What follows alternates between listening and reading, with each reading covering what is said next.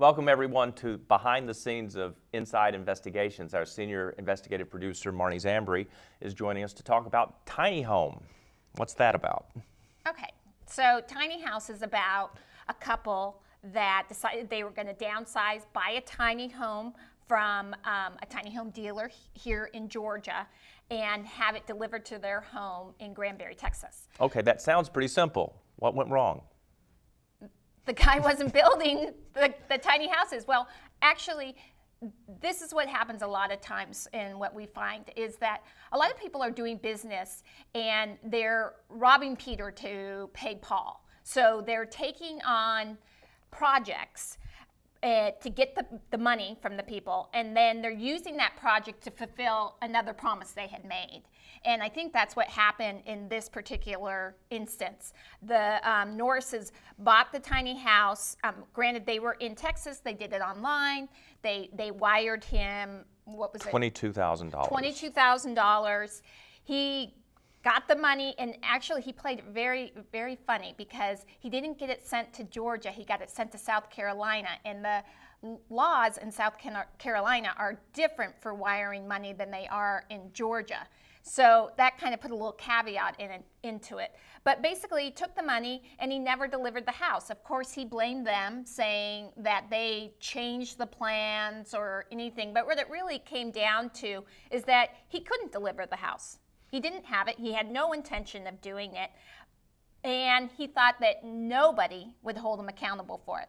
And what we seem to encounter a lot of times, I know that we've talked about this before, is that all the folks that kind of are behind this swindle, they're one of three kind of people. They're either runners when they're confronted, they're stunned when they're confronted, or they talk a lot. A lot of them are talkers, and that's because they have a big ego and they think that nobody is ever going to catch on to what they're doing. So they think that they can convince you or me that what they have done is there's nothing wrong with it, that they didn't do anything wrong. And to add insult to injury, Mr. Radis hired an attorney and cost the Norrises thousands of dollars in a legal fight, which was ridiculous. And the thing that we were able to do that I'm so happy that we were able to accomplish is we were able to get the local district attorney involved in the case. And we were able to bring Mr. Radis to court and to justice and score a win for the Norrises. Explain how we did that.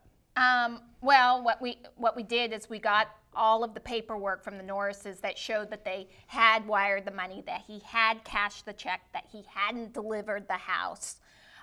We went to the local DA and said, look, this guy stole $22,000. This isn't a drop in the bucket here. And we were able to provide him with all this paperwork.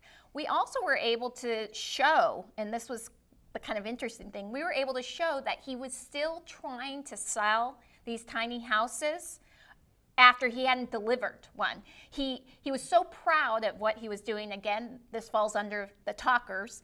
He was so proud of what he was doing. He would post online on social media saying, I'm going to be at this convention showing off the tiny houses.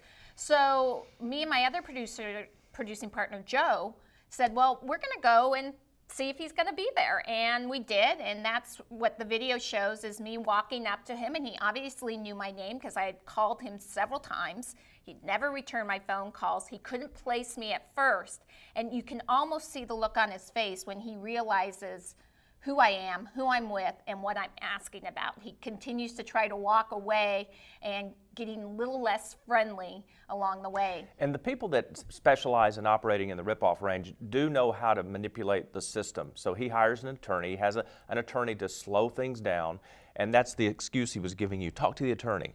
That was all handled. Talk to the attorney. So you've got the fact that he's operating in the ripoff range. We take it to a second level because we're able to hold him accountable and he has to show up in court. But the third level is that we got a result for the Norrises. So, and that's the best part. And I think that's what kind of sets what we do apart from what other consumer investigations do.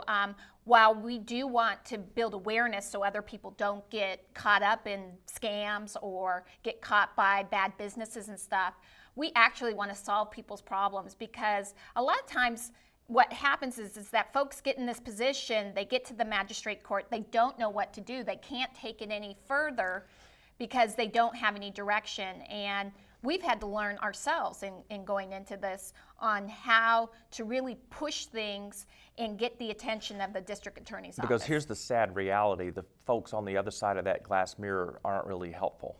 They want less work, and so they don't encourage you. That's a little rough. I don't know that it's that. I don't know, Marnie. Marnie, how many times have we stood there and been told the wrong thing? I agree. We do run into that a lot. But I also think that it's like when we get in these customer service runarounds with big corporations, they're in a position that they really can't do anything. They're not the people who can make it happen. So sometimes you have to leapfrog over them, like it is in the judicial system. You have to go to the DA, like we have to do when we're dealing with customer service agents. We don't go to the customer service agents. We go to the marketing department, the people that are behind the image. That don't want a black eye. That don't want a black eye, because the fact of the matter is the people, I would say, in the front lines either can't do anything about it or don't see the point. They kind of, I mean, I've spoken with a clerk in a court one time. They said, look, we know that there's nothing that can be done about this. And it's not any of the clerks involved in this one, but we know that we can't do anything, and we're sorry that this is so messed up, but this is just the way it is. Okay, so to wrap up, Boyd and Julie Norris are getting a check every month from Mr. Radis. A little check. A little check, but it's better than nothing. They were able to find a tiny house builder, and they live in Granbury, Texas, and I think they're pretty happy. We stay in touch with them, and it just chalk one up for the good guys. See you next time.